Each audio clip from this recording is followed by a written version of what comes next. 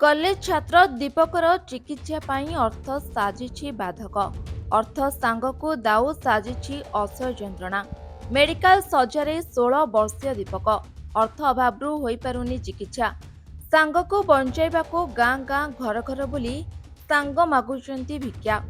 गंजाम जिला Khallikote NAC 10 number ward Balukeswarpur ग्रामर टिटू प्रधान पुओ दीपक प्रधान मेडिकल बेड्रे पड़ी बंचार राह खोजुंती।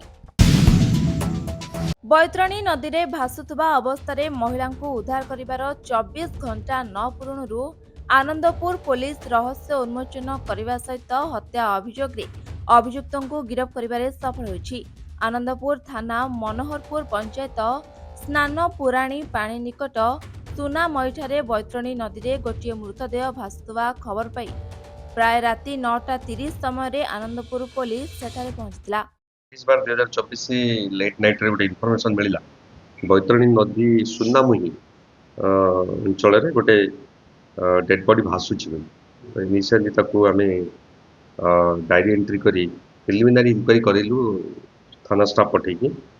आज सकाळे तार डेड बॉडी फायर स्टाफ देकी रिकवर करला परे लोकल विटनेसेस एवं समस्त को पचरा पचर कला सी मेरी बेसरा डॉक्टर ऑफ नंद बेसरा सुआपुर हीरा हाथी नीचा अंडर घसीपुरा थानार बुद्धि जना पड़ा एवं डेड बॉडी बाहर बेले पत्थर हाथ बंधा होता दुईटा पत्थर बंधा होता।